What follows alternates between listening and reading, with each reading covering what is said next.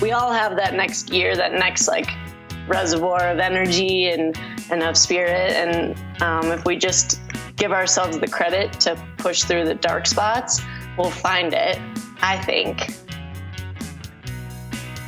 This is Running for Real, the podcast for runners who know that for every runner's high, there are just as many lows.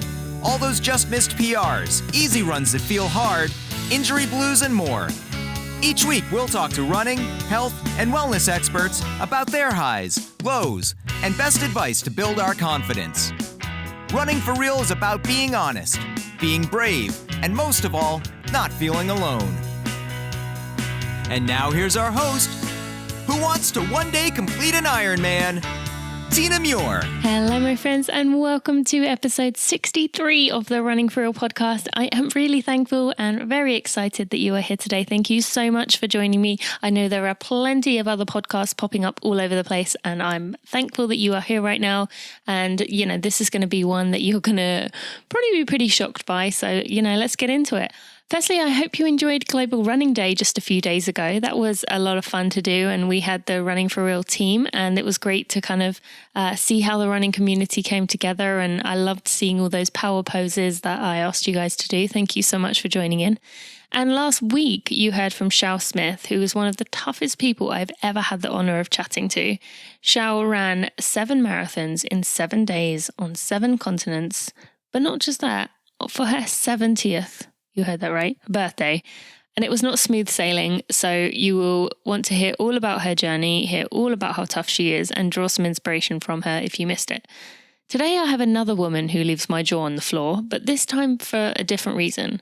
Courtney Dauwalter has been breaking records all over the place, and she is proving that theory that if the distance goes long enough, women can and will outperform men. Not that she cares, she's just out there to compete against herself.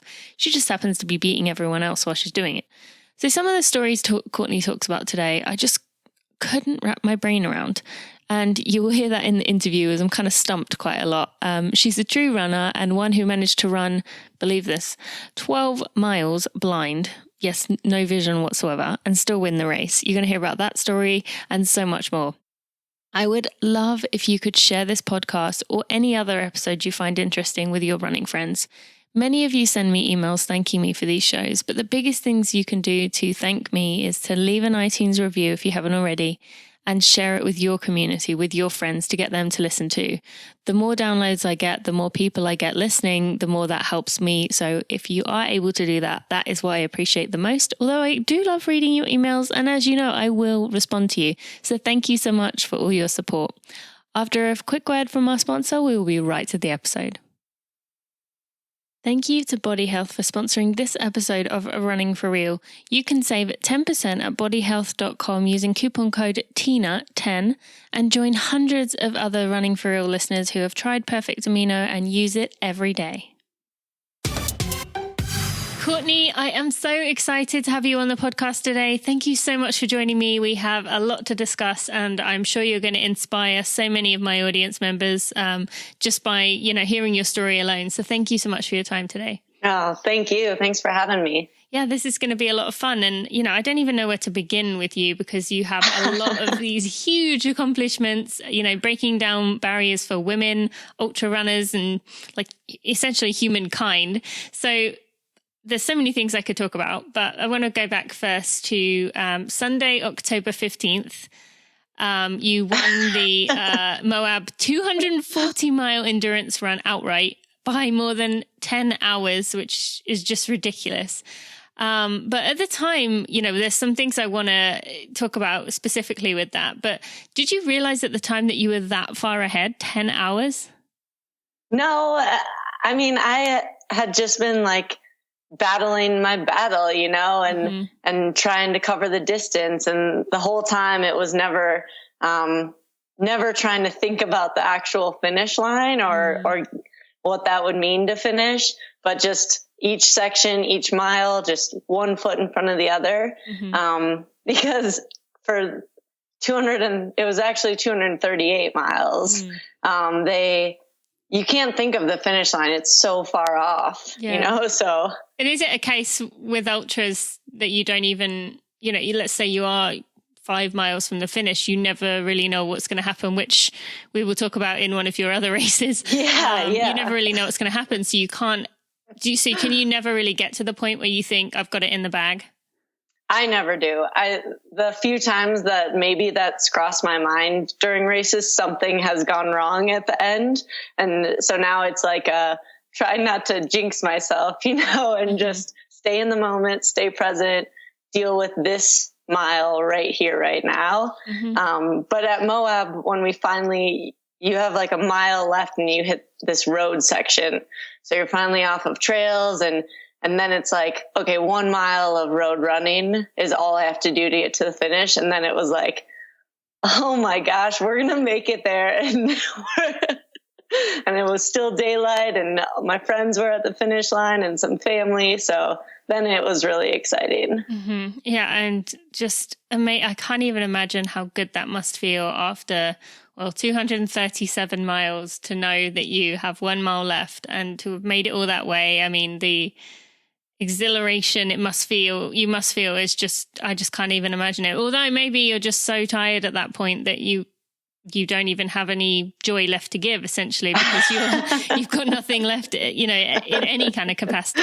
Is that? Yeah, I was, there was a cooler of beer waiting for me at the finish line. So is that what you've been dreaming about? That got me through like the last day. Yeah. Last day. Even hearing you say that, most of us are like, oh, that last 3 miles dragged on. I was thinking about water, and then there's you saying the last day. You're thinking about that. It's just so impressive. And in addition to that, you ran a new American record for 24 hours at the Riverbank 1 day race. And you ran again 155 miles in 24 hours, which, just incredible stuff here. And, one thing that you've kind of talked about a lot is that you don't care, if it's a man or a woman in front of you. Do you think that attitude essentially helps to push you forward as you're not getting caught in like the minor details of whether it's a man or a woman, whether it's a competitor or not, like someone like you're just kind of focusing on being out there doing your best? Do you think that does make a difference in how successful you've been? I think it's got to have a part in it. I think by just trying to reel in the next person, whoever that is, it holds me accountable and it makes me stay efficient through each of the sections and not let up on the gas just because I feel like I can for a little bit, like keeping that forward motion happening the whole time and competing against anyone out there makes me compete against myself the strongest, I think. So is there any part of you when you pass another man that kind of is like, yes, or have you managed to just kind of completely push that out of your head? Yeah, that's mostly on the back burner, and it's just like piece by piece. These ultras are really humbling. You can pass someone by and be feeling so great, and then a few miles later, you're down in the like just lowest point, and you get passed back. Okay. So yeah, I guess that makes sense. It's not kind of a done deal once you pass someone, and it's not like, shorter races where it's like you got to pass someone and make it hurt, make them feel like you're done. Like, essentially, like you said, with ultras, that kind of attitude can come back to bite you. And I'm sure that kind of aggressive mood can come back and bite you if you do make a bold move where you do want to kind of show someone how strong you are. That's a good chance that you're going to, push yourself too far, too fast. So then how did you get yourself to that point? Was it something like innate in you? You've always been kind of just a competitor and, like you said, being out there in the moment? Or what would you say to people who are struggling with maybe overthinking things or just kind of getting lost in thinking about how much they have left or what they have to come? What would you say? Yeah, I think I have been like this my whole life. I grew up with 2 brothers and having 2 brothers, you compete for everything, even like dinner was a competition. So it's just been kind of ingrained in me to compete and make games out of everything. So that's been an entire life journey for me. But I would say the biggest piece in this ultra running stuff has been just staying present and enjoying each of those moments, whatever they are, laughing when it's all going wrong and like, are you kidding? This is happening right now,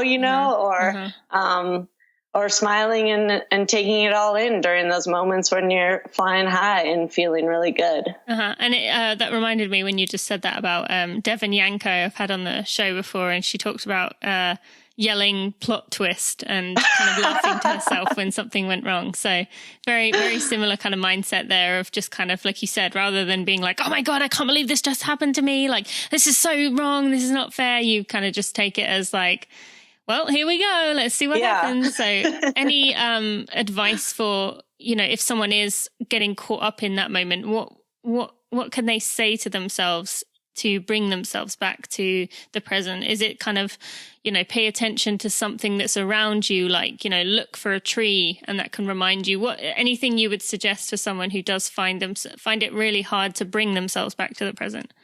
Yeah, I think it's kind of individual, but finding those little mind tricks you can play with yourself, and maybe it's something someone has said to you before that you can just repeat, or even like a song lyric, or putting in music depending on the race and if that's allowed or not, or having a snack, just something to like ground yourself in that moment and stop thinking through all of those details. Cause you can do math all day in your head, and run paces and try and estimate times. But especially in these longer races, one, that's really tricky math. And two, you'll drive yourself crazy looking at numbers like that. Well, this is actually the perfect segue to talk about. Now, in my community, we call it No Watch Me, which is where you do not, I give people I don't want to say permission, but I say it's okay to be wearing a Garmin, a GPS watch, just not looking at the pace during. You can press start, press stop, no idea of pace during. Now, I'm told that you run, whatever you call it, run by feel. We call it No Watch Me, for all of your runs. And how did you reach that conclusion that that was the best way for you to run, especially in these kind of races, rather than kind of going with, I guess, giving into this pressure of feeling like you need to kind of pay attention to your watch and use it to your advantage? I grew up running cross country and track, and competed through high school, and then skied Nordic skiing in college, and had excellent coaches. And so they always did the thinking, and the figuring out of paces, and all I had to do was execute. And so I think just by having those really strong, knowledgeable and passionate coaches through my years growing up, I've kind of like internalized just what it feels like, and know when it hurts really bad and when I can push it a little bit more, versus like when it hurts really bad and I should step it back a little bit.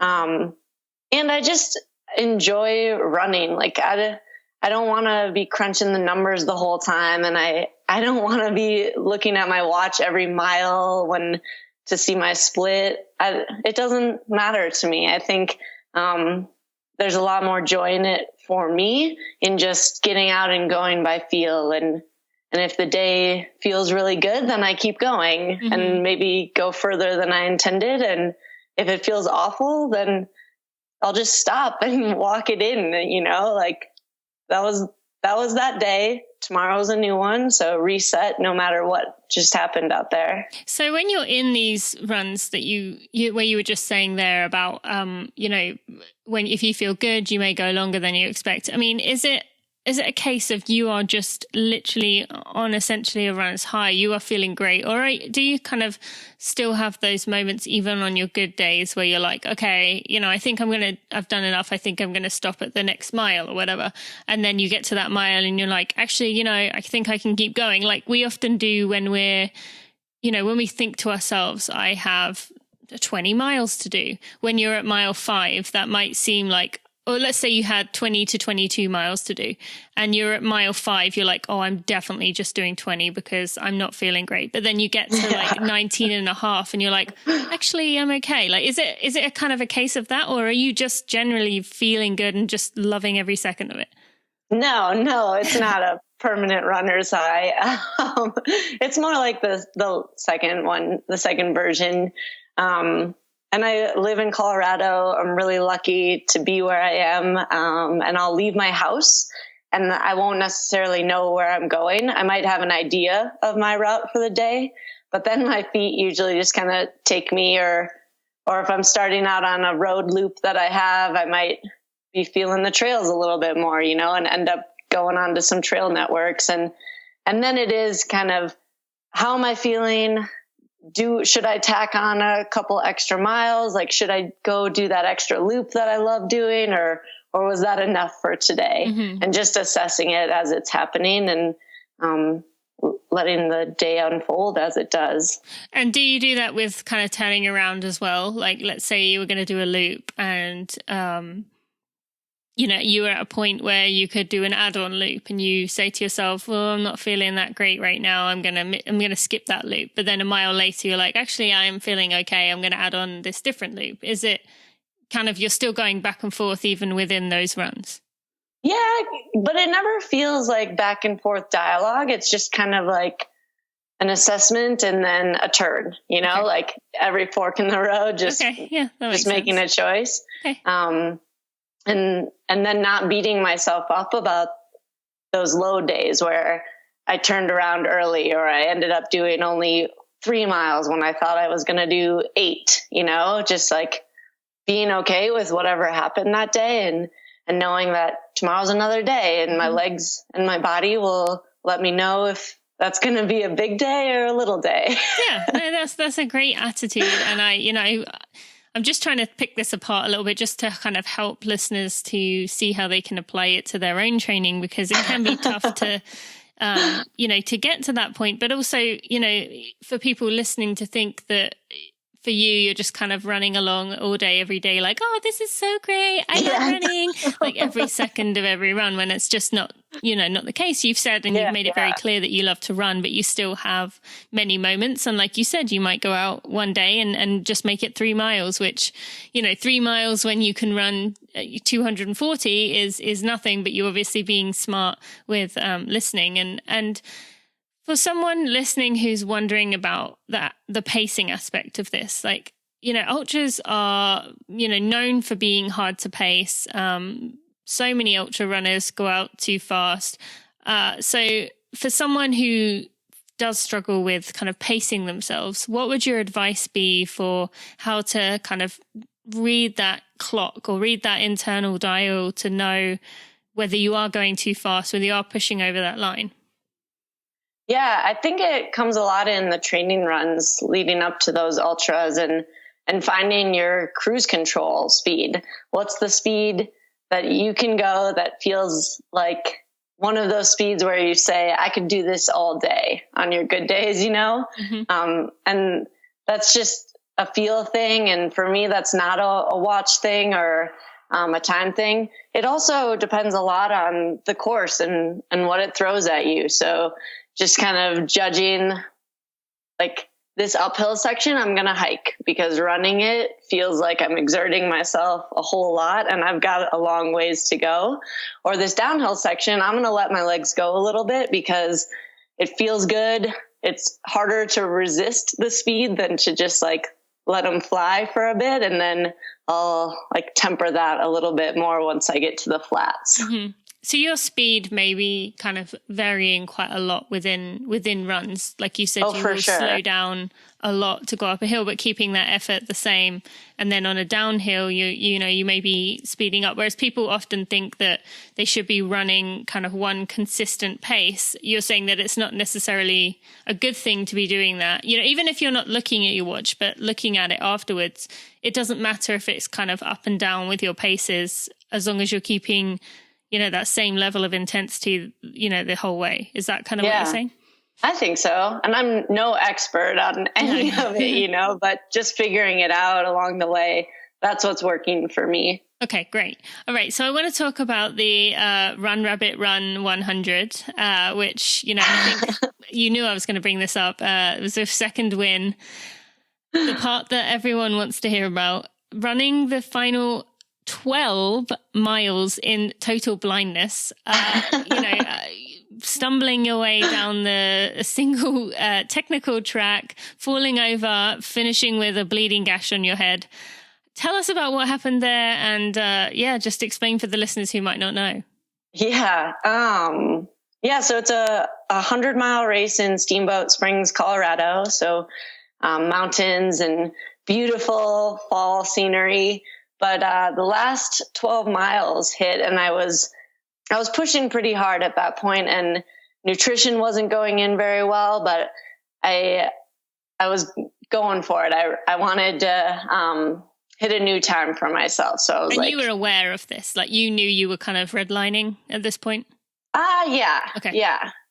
And it wasn't redlining so much as just like not letting myself fall off my pace as much as it often happens at the end of a 100-miler. Okay.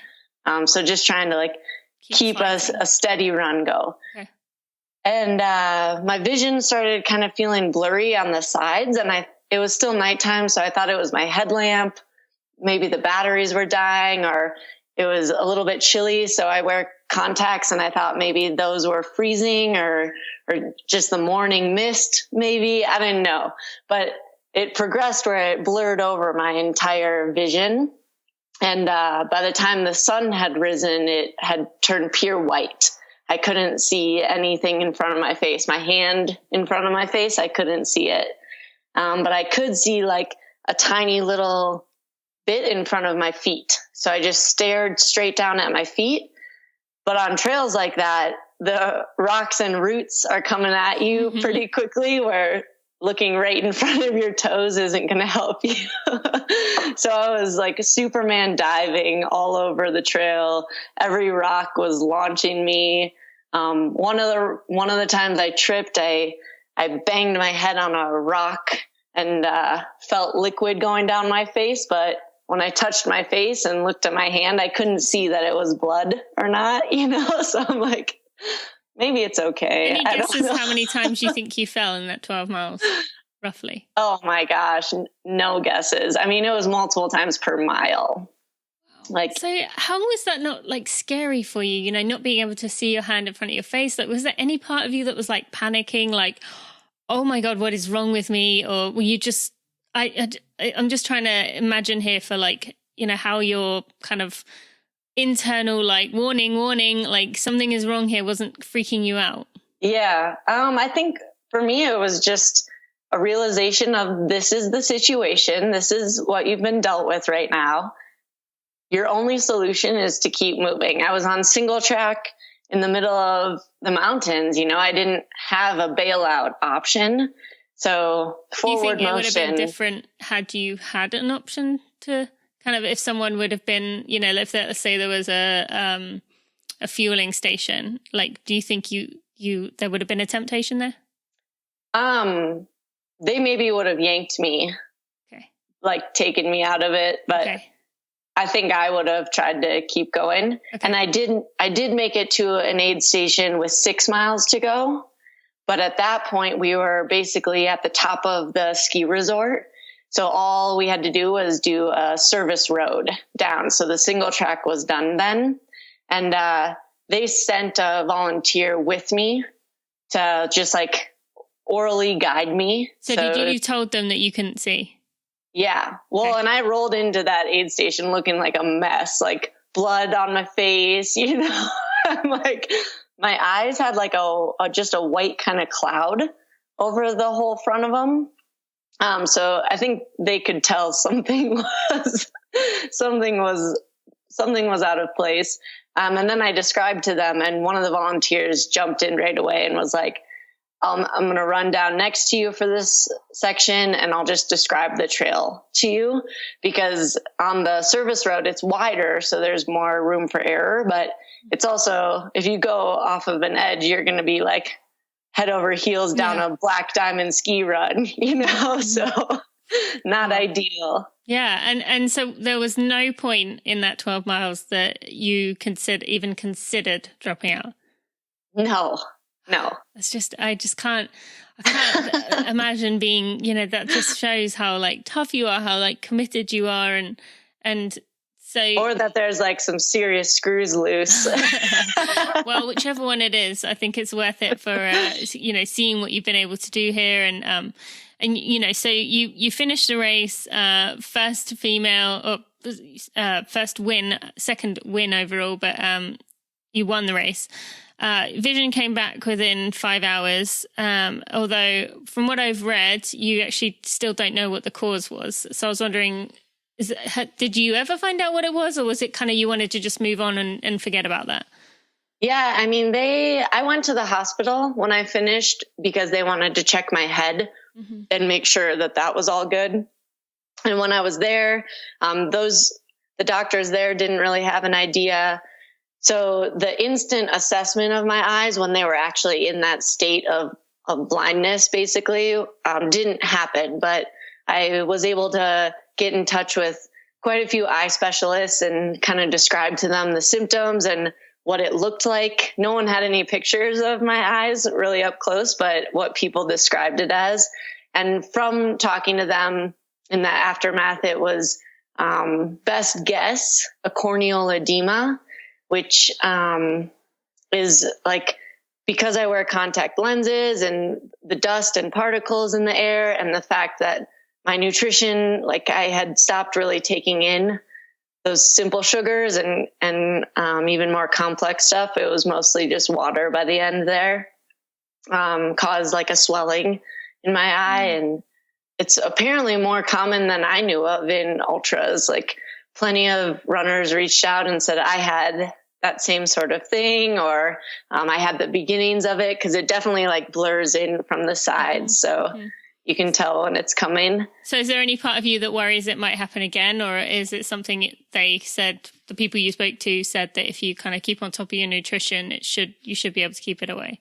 Oh man, I would hate for it to happen again. I was definitely not preferring that style of running, but I was advised, to stay on top of nutrition like you always should, and then to wear protective eyewear and use re-wetting eye drops for my contacts, just to like keep the eyes more clear of debris and the dust. So would that have happened if you had contacts? Was the contacts a part of it? Apparently it's more likely with contacts, or even if you've had eye surgery. So like LASIK or something. Yeah. Okay. And then one more question about this. What did the people in the hospital think of you? The fact that you ran 12 miles? I would just love to hear, like, people who weren't runners. What did they think? I think that mostly they were probably like, man, this chick stinks.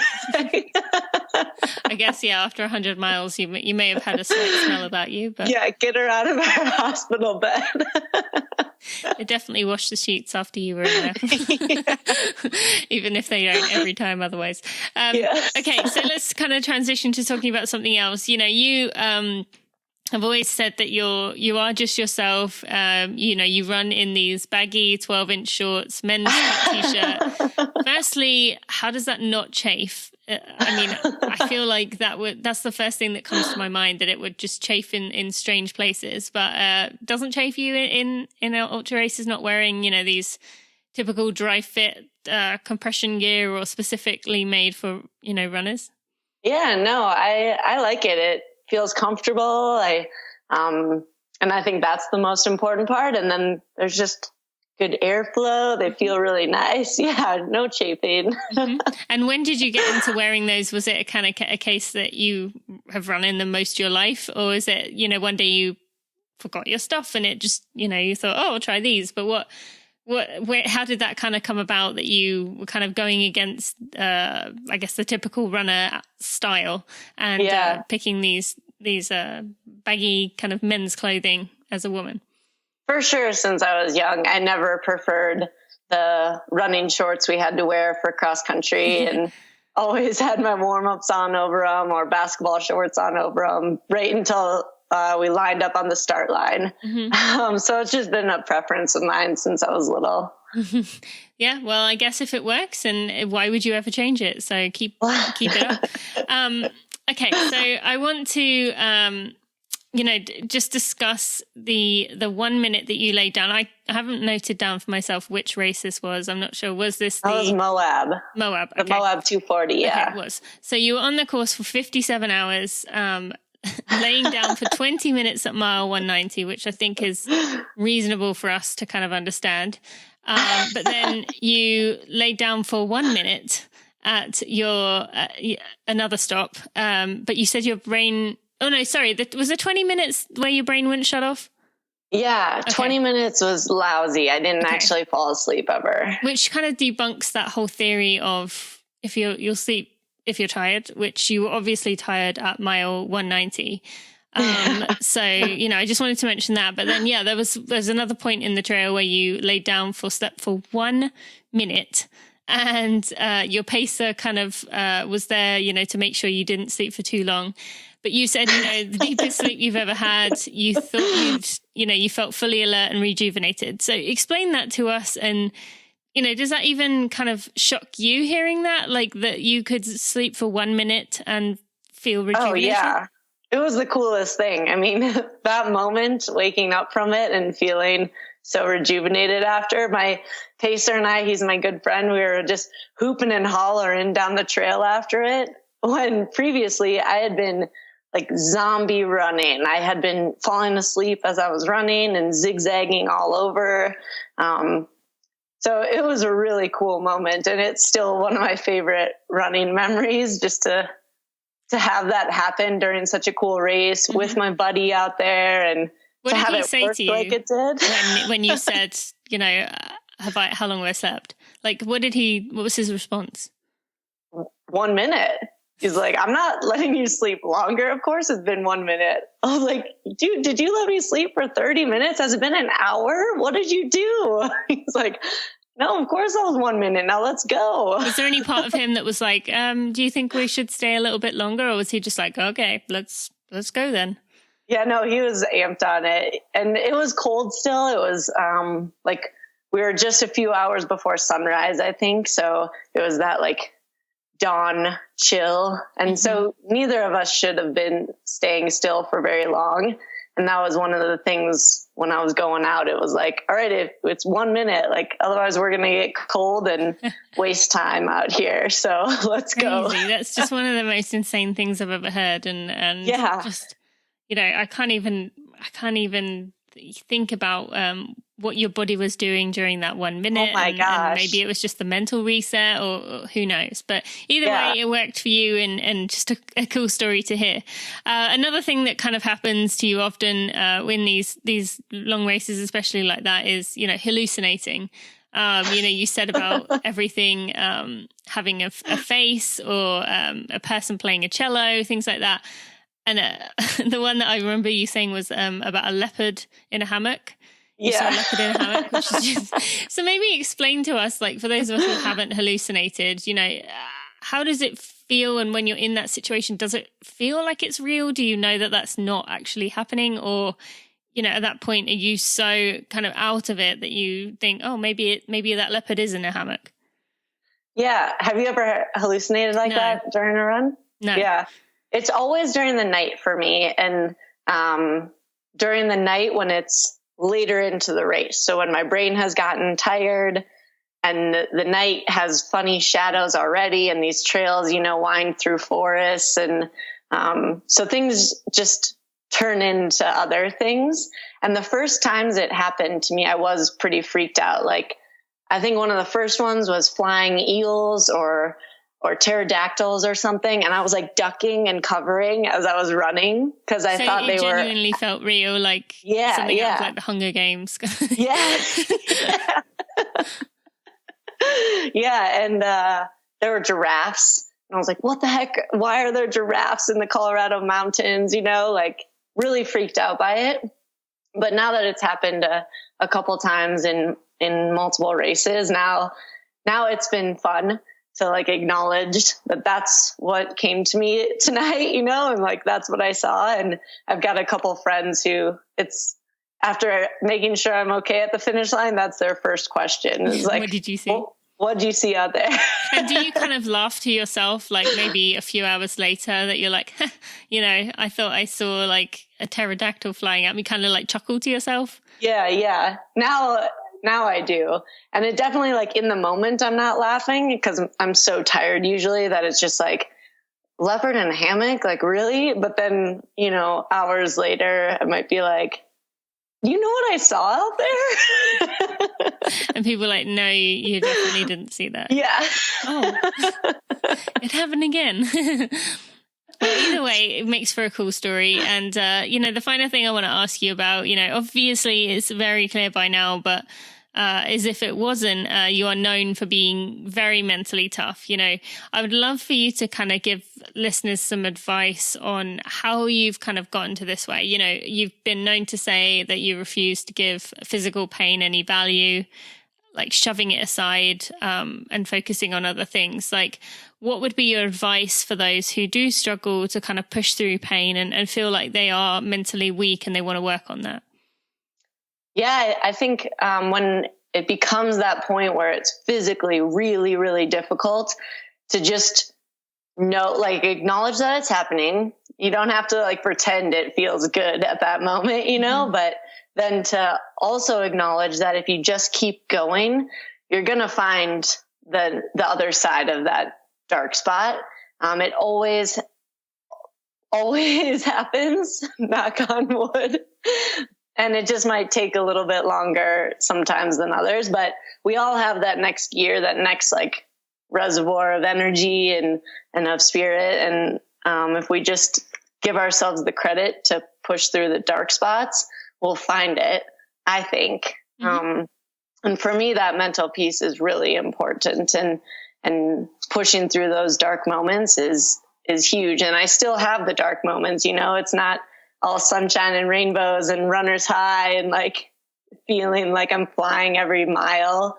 The dark moments come, the like gray moments come, all the whole spectrum of feelings during these runs. And it's just riding the highs. And when I feel good, to like really enjoy those moments. And then when the lows hit, to know that a high is going to come again. So what would you be saying to yourself? Do you say like, just get to that next tree? Or is it you say, another high is coming, just get through this tough patch? Like what is the voice in your head saying in those moments? Yeah. Sometimes it's just repeating over and over, like, you're fine, you're fine, you're fine, reminding myself that physical pain is okay. Sometimes it is like a game of get to this tree and then run. I've actually like shouted at myself on the trail, like, now you go. And then it forces myself to start running again if I've been walking for a while.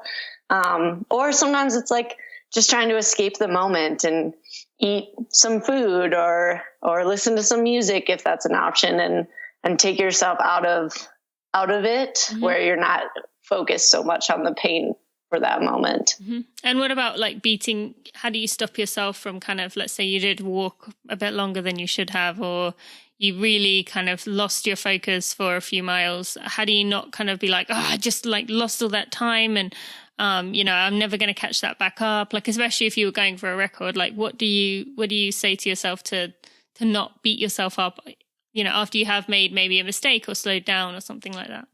Yeah, it happens.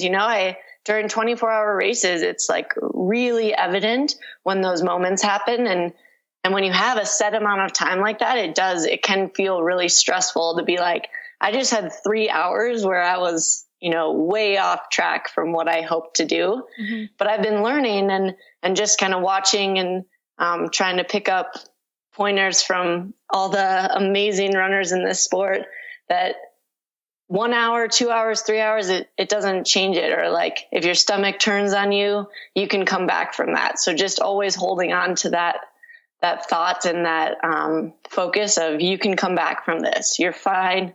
You can turn this around, and not then dwelling on the fact that you wasted 3 hours or you've been throwing everything up that you've been eating, like just moving on from it. Mm-hmm. Okay, great. And I think, even though what Courtney is saying about is, maybe for most of us kind of it's a long way off what we're going to be running distance wise, but you can take the same kind of thing of like relative time. Like Courtney said, 3 hours she might have wasted. Well, maybe you've wasted the last 3 miles and you really struggled. But like Courtney said, you can still turn it back around and it's not too late. So, keep that in mind in terms of your own body and your own mind, what races you are doing and what distances you are doing. The words still apply, basically. So, okay, Courtney, well, we're just going to take a moment to thank our sponsor, and then we'll be right back with the Running for Real 4. Summer is finally approaching after an endless winter, and for many of us, that means we have to get our runs in before that burning sun starts to beat down on our head, which means early starts, and early starts can mean we don't always get a chance to have a proper breakfast before our runs, although I would recommend you have something. Starting the day on a deficit means you have to catch up on fueling if you want to perform at your best. And that's where Body Health Perfect Amino can come in. If you take it immediately following those summer morning runs, or any time you finish your run, and give your body the kickstart it needs to start repairing those muscles after you run, that gives you 23 minutes while it digests or while it begins to be utilized by your body to stretch, foam roll, shower while it works its magic, and then you can have your breakfast or have your meal and get on with your day, knowing that you've given your body those essential 8 amino acids that your body needs to support and maintain all your systems. Body Health is a vegan-sourced, non-GMO, gluten-free, soy and dairy-free product. And guess what? They have a 100% money-back guarantee, so you have absolutely nothing to lose by giving it a try. By now, you know I believe in it, and you should too. You can get 10% off using code TINA10 at bodyhealth.com.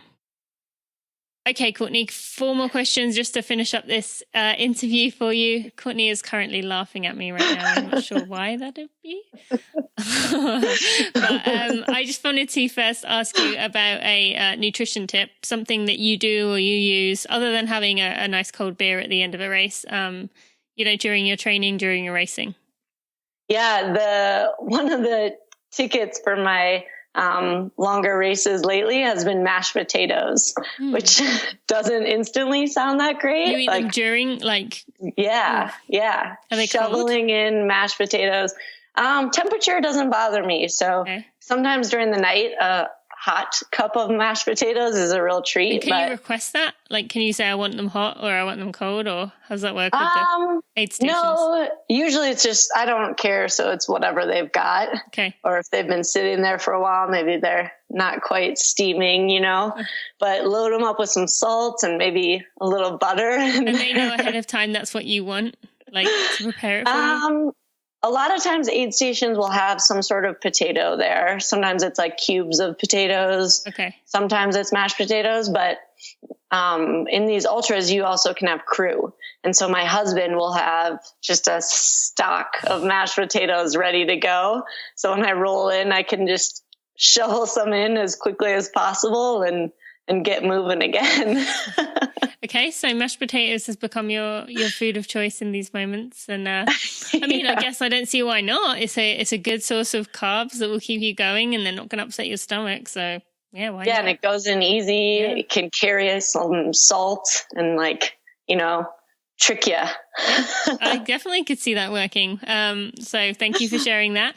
What about a running for real moment? A moment that only runners will understand. There's so many, there's so many ups and downs in this journey. When I first started ultra running, I wasn't very good at it. 5 years ago, I dropped out of my first 100-mile attempt when it felt hard. I had made it to 60. Okay. So 60% of the race, which if we bring that down to a lot of different levels, that's not making it. That's not going the distance, even though 60 miles feels like a long ways as it is. But it just felt hard. It felt hard physically. And so then mentally I got down on myself and threw in the towel, didn't give myself enough credit and stopped believing in myself. And since then it's just been a journey of I want to figure this out. So I'm going to, and that 100-mile distance isn't going to defeat me. great. And I think people can really resonate with you saying that, because it's very easy to think that, you've always been good at this, you're just natural, and that, you've just been tough your whole life. And essentially you have been tough your whole life, but you yourself struggled at the beginning. And most of us have had a DNF at some time. So, good for people to hear that you can, find some level of peace. I mean, I can tell by the way you're talking about it that still does bother you a little bit. But, just to say that you're human and things go wrong for you too, and especially in the early days. So give yourself some grace. What about a high moment for you in your running? Yeah, I think I would circle it back to that after the 1 minute nap, just that feeling of awe of what our bodies and our brains are capable of, and to be sharing that journey and that moment with a friend, and to have sunrise around the corner. It was like, it's one of my favorite running memories that I have. That's great. I mean, there were elk bugling up on the hill. There were stars. It was like, couldn't have been more perfect. Yeah, that sounds like it. That is truly one of the runner moments we hope to imagine. And like you said, having a friend there is even better about it. And finally, what do you tell yourself when you're standing on the start line of a race? To remember to soak it in, to remember how lucky I am to be able to do something I love. Oftentimes I'm doing that thing I love for an entire day. Like, what things can you do that you love doing for 24 hours straight or 58 hours straight? That's pretty cool. So to just go into the race and stand at that start line with that thought makes me feel really excited for the journey ahead, the adventure that's undoubtedly going to happen out there. I love that. That is a really great perspective, and just such a good thing to tell yourself, and something everyone listening can apply to their own racing, own running as well. So thank you so much. Finally, I do ask my guests to send me a photo of them in a power pose, something you would do maybe at the start of a race, or just something you would do to build your confidence that you can do this. Will you send us a photo of you in a power pose? Oh, geez. You can do you standing on the top of a mountain or something, whatever you want it to be. Yeah, of course. Okay, great. Courtney, where can people find out more about you if they want to follow you in the future? Yeah, on Instagram, it's at Courtney Dauwalter. On the Twitter machine is at Court Dauwalter. And then I have a Facebook page, Courtney Dauwalter. Okay, I will put links in the show notes. And I'll also put a link to a YouTube video that there is on you, which Pete Davey, who's the one who suggested you to come on the show, he sent it to me, and, really, really inspiring video to watch. So I'll put a link to that. And I suggest everyone listening go watch that as well. Thank you. If you want to learn more about Courtney's journey.